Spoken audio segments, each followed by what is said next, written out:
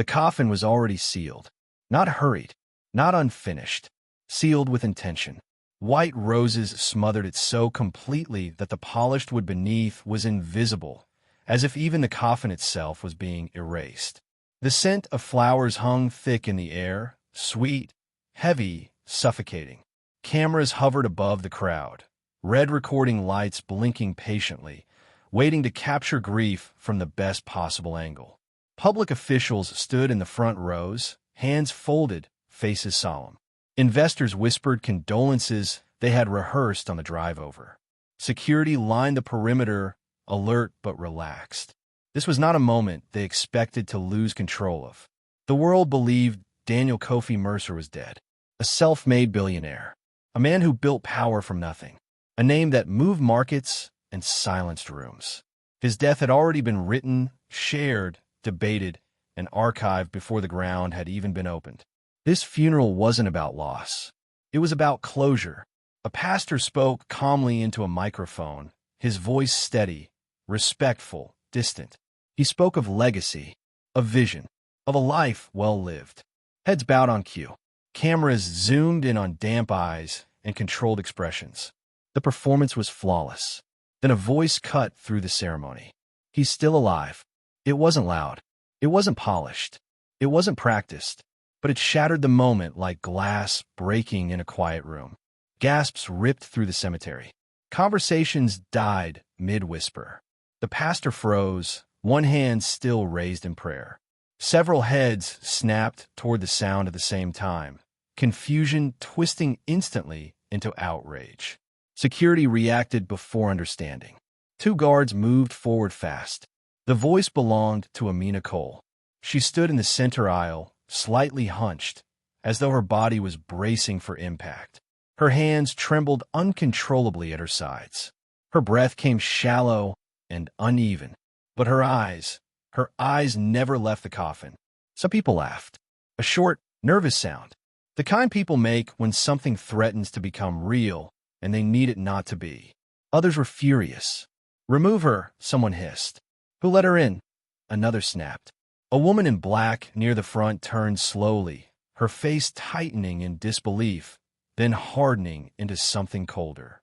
Investors exchanged looks that said, "This is inconvenient." A camera operator instinctively adjusted focus. A maid had spoken, and maids were not meant to interrupt funerals. The guards reached Amina, one on each side, hands already lifting to grab her arms. She didn't resist. She didn't step back. She didn't scream. She stood there, shaking. "He's still alive," she said again. This time louder. Not emotional. Certain. The crowd shifted. Laughter died. Murmurs spread like ripples across water. Some people leaned forward in their seats. Others leaned back, suddenly uncomfortable. A few phones lowered, unsure whether to keep recording or stop. Amina's legs felt weak beneath her, but something stronger held her upright. Memory. Daniel hated flowers. He hated being confined, and he had trusted her. The coffin sat between them, perfect and silent, demanding belief. But everything in her body rejected it. Her skin prickled. Her chest tightened painfully. This was wrong. This coffin should not exist. Security tightened their grip on her arms. A voice from the front snapped, sharp and controlled. "This is inappropriate." A woman in black stepped forward, elegant, composed, furious. Amina didn't look at her. She stared at the coffin as if something inside it could hear her. "I know," Amina said quietly, her voice breaking for the first time. "I know he's alive." That was when the mood shifted, not to belief, to danger. Because certainty from someone powerless is more threatening than anger from someone powerful. And as guards prepared to drag her away, as cameras leaned in closer, as the crowd braced for this disruption to be erased, no one noticed the most important detail. The coffin had not been lowered, and Daniel Kofi Mercer was not finished watching. Long before the funeral, long before the white roses and the sealed coffin, life inside the Mercer estate ran on one rule. Silence was survival. The house sat behind tall gates and manicured hedges, pristine from the outside. To the world, it was a monument to success. Inside, it felt colder, not because of marble floors or high ceilings, but because of what was never said. Amina Cole learned quickly how to move through that space without being seen. She walked softly, always aware of where her footsteps landed. She kept her eyes lowered. She spoke only when spoken to, and even then, barely above a whisper. Her days blended into one another, cleaning rooms that never felt lived in, polishing surfaces no one touched, serving meals she was never invited to sit near. At night, she returned to her room behind the kitchen. It was narrow, bare, just wide enough for a bed and a small wooden box that held everything she owned. No mirror, no window, a single bulb hanging from the ceiling. She never complained. Complaints drew attention, and attention was dangerous. Most days, people spoke around her as if she were furniture. "Move," a guest would say without looking at her. "Not there," the head of staff would whisper sharply. "A maid should know her place," someone once said casually over breakfast. Amina always stepped aside, but Daniel Kofi Mercer noticed her. Not the way powerful men usually noticed women. Not with interest or ownership. He noticed her the way a man notices quiet, because it was rare in a house full of noise. From his study, Daniel observed everything. He watched how people behaved when they thought no one important was listening. He saw the shift when he entered a room, the forced smiles, the sudden politeness, the careful words. And he saw Amina, how she anticipated needs without being told, how she stayed late when his coughing kept him awake, how she adjusted his pillows before he asked. She did not hover. She did not perform loyalty. She simply stayed. As Daniel's health began to decline, the atmosphere in the house changed. At first, it was subtle. Meetings lasted longer behind closed doors. Voices lowered when Daniel passed. Conversations stopped mid-sentence. Then the shift grew bolder. Veronica Mercer became louder in her concern. She spoke of rest, of balance, of thinking ahead. In public, she played the devoted wife perfectly, holding Daniel's arm, speaking softly, reminding everyone how hard he had worked. In private, her voice hardened. "You can't do everything forever," she said one night. "You should start putting things in order." Lucas Mercer changed too. He began arriving unannounced, pacing the halls as if already measuring them. He spoke openly on the phone about deals Daniel didn't remember approving. He laughed about speed, about efficiency. "Once the old man steps back," Lucas said once, not realizing how close Amina stood, "everything moves faster." Her hands froze for a fraction of a second. They believed no one was listening. They were wrong. Amina heard everything. Not because she wanted to, but because invisibility made people careless. She heard raised voices behind study doors. She heard numbers, names, words like authority, access, transfer. She didn't understand the details, but she understood tone. This wasn't concern. It was preparation. One evening, rain hammered against the windows, turning the house into an echo chamber of distant thunder. Daniel sat alone in the living room, wrapped in silence. Amina entered with a tray of tea, placing it gently beside him. "Thank you," Daniel said. She froze. He looked at her, not as staff, not as background, but as a person. "You may sit," he added quietly, gesturing to a chair nearby. Amina hesitated. No one had ever invited her to sit there. "Yes, sir," she whispered, but remained standing. Daniel smiled faintly and said nothing more. From that night on, he watched more closely, and so did she. Amina noticed how Veronica's concern vanished the moment doors closed, how Lucas's questions grew sharper, how strangers, lawyers, advisors, men with briefcases and quick smiles began appearing more often. And then came the night Amina heard something she could not forget. Raised voices. Tense. Urgent. "You promised me," Lucas snapped. "I promised nothing," Veronica replied calmly. "He's tired. He trusts us." Then laughter. Quiet. Dangerous. Amina stepped back silently, her heart pounding. She didn't need to understand the plan to recognize betrayal. She had seen it before, back home. Smiles hiding knives, family dividing what wasn't theirs yet. That night, Daniel collapsed. Sirens cut through the darkness. The house filled with chaos. Doctors rushed in. Veronica cried loudly. Lucas barked orders. Everyone moved. Everyone except Amina. She held Daniel's hand as they wheeled him away. His grip tightened weakly around her fingers. Their eyes met, and in that moment, Amina saw something deeper than pain. She saw decision. Because when power begins to fade, the truth does not whisper. It waits. Hospitals have a way of stripping power down to its bones. The night Daniel Kofi Mercer collapsed, the Mercer estate filled with sound for the first time in years. Sirens cut through the gates. Doors slammed. Voices rose, sharp and panicked. Lights burned through the darkness as paramedics rushed in, their movements fast and practiced. Daniel lay motionless on the stretcher, his breathing shallow, his skin pale beneath the harsh white lights. Veronica cried loudly, clutching his arm just long enough for everyone to see. Lucas shouted instructions that no one asked for. Phones rang. Orders were given. Control was being rehearsed. Amina followed silently. At the hospital, chaos gave way to waiting. Doctors moved in and out with clipped words and careful faces. Machines replaced conversation. Time stretched thin and cruel. Family members hovered for appearances, then disappeared one by one, claiming exhaustion, obligations, important calls. When visiting hours ended, the room emptied. Everyone left. Everyone except Amina. She sat beside Daniel's bed, hands folded tightly in her lap, listening to the steady beep of the monitor. The man who once commanded boardrooms now lay reduced to breath and silence. His eyes fluttered beneath closed lids, his chest rising with effort. Amina had no reason to stay, no obligation, no permission, no protection, but she stayed anyway. Hours passed. The hospital quieted. Night staff moved softly through corridors. Somewhere down the hall, a cart rattled. Rain tapped against a window she could not see.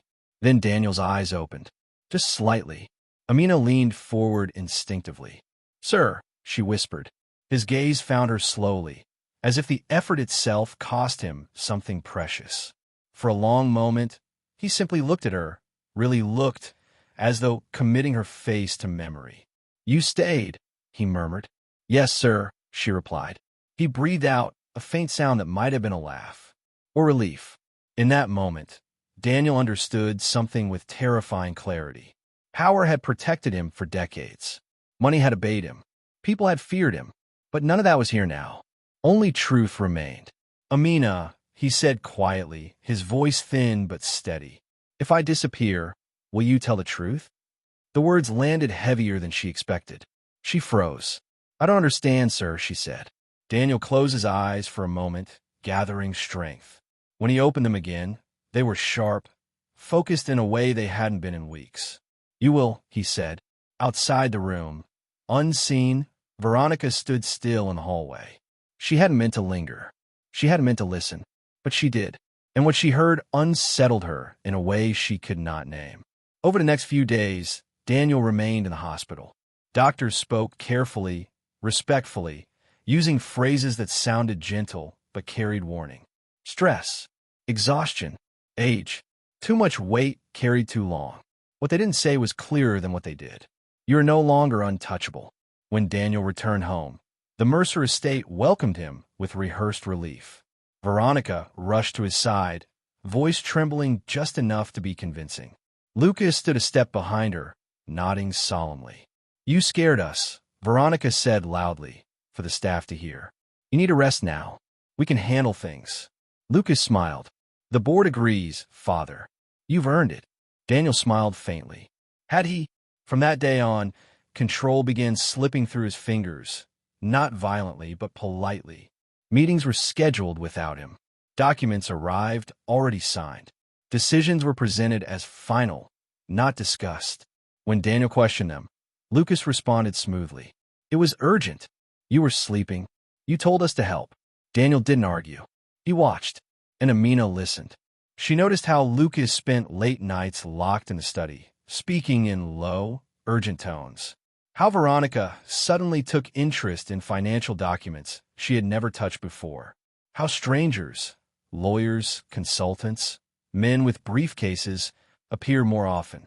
One afternoon, While cleaning near the study, Amina heard voices rise.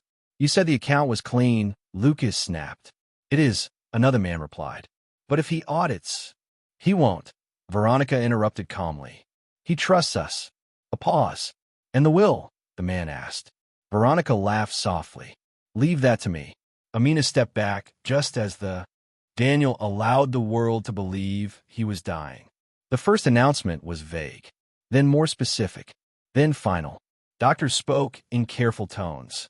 Official statements were released before sunrise. By the time the city woke up, the truth had already been decided for them. Daniel Kofi Mercer was dead. News anchors lowered their voices. Headlines spread across screens. Social media filled with photos of a younger Daniel smiling beside skyscrapers, ports, ribbon cuttings. A visionary, a titan, a man who built everything from nothing. Inside the Mercer estate, grief arrived wearing a mask. Veronica Mercer cried loudly when people were watching. She clutched her chest. She accepted condolences with perfect restraint. But behind closed doors, the tears stopped instantly. Lucas Mercer didn't cry at all. Instead, he moved. Meetings were scheduled before the body was even buried. Phone calls stretched late into the night. Files were opened. Accounts accessed. Documents signed with confidence that felt premature. Money began to move. Properties shifted ownership. Authority changed hands quietly. Control was no longer discussed. It was assumed.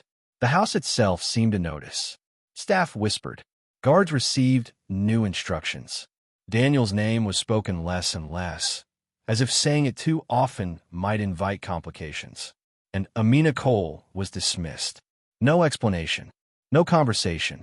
Just a short instruction delivered coldly by the head of staff.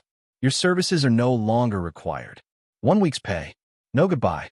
She packed her small belongings slowly, folding each item as if order might steady her shaking hands. The room behind the kitchen looked exactly as it always had, bare, narrow, temporary. Daniel had always protected her from sudden humiliation. Without him, the house turned sharp. Amina left the estate with something heavy in her chest she couldn't name. Grief, yes. Fear, certainly. But beneath it all, unease. Because nothing about Daniel's death felt right. The funeral preparations moved fast. Too fast. Imported flowers arrived by the truckload. Luxury tents were erected. Seating charts were revised again and again. Cameras were positioned for the best angles. Every detail was curated. This must be done properly, Veronica insisted. Properly did not mean honestly. It meant beautifully. The day of the funeral arrived under a cloudless sky. The cemetery filled with power. Politicians, investors, religious leaders. Cameras humming softly, waiting. The coffin sat at the center of it all, polished, sealed, and buried beneath white roses so thick they felt suffocating. Amina stood at the very back. She had borrowed a simple black dress. Her hands were clenched so tightly her nails cut into her palms. She did not belong here. She knew that, but something stronger than fear had brought her anyway. As the service began, the pastor spoke of legacy, of rest, of closure. Heads bowed. Tears appeared on cue. The performance was flawless. And yet, Amina's chest tightened. Her skin prickled. This was wrong. Daniel hated strong floral scents. He hated confined spaces. He hated being spoken over. And he had trusted her. Her heart began to pound louder than the prayers. This coffin should not exist. The certainty hit her not like a thought, but like a blow. She stood. The movement caught attention immediately. Murmurs rippled through the crowd. A guard shifted. A camera adjusted. He's still alive. The words came out raw, uncontrolled. True. The reaction was instant. Security rushed her. Hands grabbed her arms. Someone laughed nervously. Someone else shouted for her removal. Veronica turned sharply, fury flashing across her carefully composed face. This is inappropriate, she snapped loudly. She is disturbed. Lucas stepped forward, his voice smooth and dismissive. She's a former employee. Grief affects people differently. The crowd began to turn. Amina shook her head violently, tears spilling down her face. I'm not lying, she cried. He told me to tell the truth. That was when Veronica struck her. The sound echoed across the cemetery. A sharp, brutal slap, caught perfectly by the cameras. A collective gasp rose from the crowd. Amina tasted blood, but didn't fall. She straightened slowly, her voice quieter now, but stronger. "He's not dead," she said. "This coffin is a lie." Chaos erupted. People shouted. Guards hesitated. Cameras surged forward. Veronica screamed for security to remove her. Lucas backed away, his face pale. Then a calm voice cut through the noise. "Enough." Jonathan Reed stepped forward. Daniel's attorney. Authority followed him like gravity. "This will stop now," he said firmly. "Open the coffin." Veronica's face drained of color. "You will not," she hissed. Jonathan didn't look at her. "Open it," he repeated. Silence fell. Then slowly, agonizingly, the coffin lid began to lift. White roses slid aside. The lid opened fully. The coffin was empty. For one terrifying second, the world stopped breathing. And then, everything exploded. The cemetery erupted. Shouts collided. Cameras surged forward. People stood, stumbled, whispered prayers, and demanded answers all at once. The empty coffin sat exposed beneath the sun. Undeniable proof that something far darker than grief had been buried here. Then a voice spoke from behind the crowd. "Please forgive the confusion." The sound cut through the chaos like a blade. All heads turned. Daniel Kofi Mercer stepped forward. Alive. Not carried. Not supported. Walking. He looked thinner. Paler. Older. But his eyes, those eyes, were sharp, steady, unmistakably awake. The kind of eyes that had once ended arguments without a word. Gasps rippled outward like a shockwave. Phones slipped from trembling hands. A few people laughed, not from humor, but from disbelief so intense the body didn't know how else to react. Veronica staggered backward, her carefully practiced grief shattering instantly. Her mouth opened, but no sound came out. Lucas's knees buckled. He grabbed the back of a chair, his confidence evaporating in seconds. Amina stood frozen. When Daniel's eyes found hers, the noise faded. He nodded once. That was all.